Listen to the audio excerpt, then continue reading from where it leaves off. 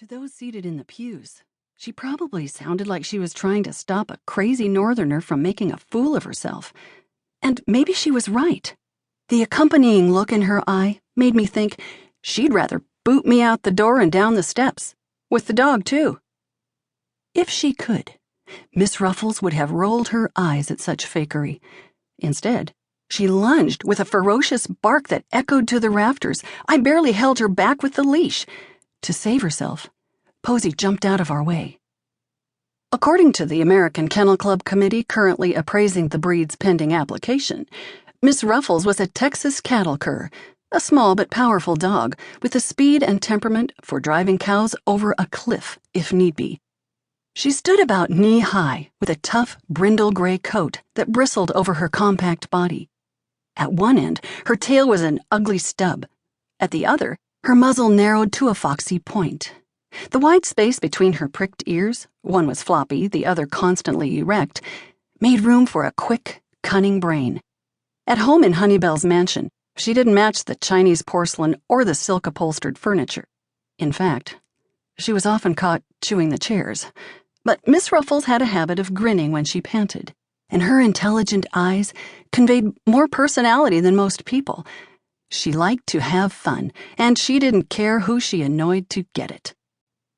Out in the church parking lot, the marching band of the University of the Alamo struck up the first stirring bars of the school's fight song. In farewell to the university's biggest donor, they blared their music loud enough to rattle the church's stained glass windows. To the blast of their rousing tune, Miss Ruffles yanked me down the center aisle with the momentum of a marauding rhino. She headed straight for the only seats left in the whole church, in the front pew. No bride could have drawn as much attention as Miss Ruffles did. No casket carried by a platoon of pallbearers could have instilled more feelings of doom, either. She had recently bitten the president of the University of the Alamo, and the whole town knew it. The VIPs sitting on either side of us visibly edged out of range of Miss Ruffles' teeth. The garden club ladies, all wearing pastel ensembles with matching yellow corsages, were careful not to meet the dog's malevolent eye. Their men, in summer suits with bolo ties and hand-tooled cowboy boots, held still as terrified deer until we passed them by. Halfway down the aisle, Miss Ruffles almost wrenched my arm out of its socket. She dragged me over to a line of big men, squished together with their hats in their hands, and smelling strongly of hickory smoke. They were the proprietors of Bum Steer Barbecue, Honeybelle's favorite lunch to serve on football game day. They sat still and frightened as Miss Ruffles gave them all a thorough sniffing before catching wind of the men sitting across the aisle, the pitmasters of Low and Slow, the competing barbecue joint that had been the choice of Honeybelle's late husband, Hut Hensley.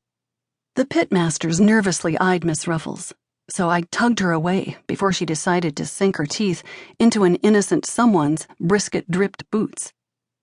Then Miss Ruffles caught sight of the easel at the front of the sanctuary.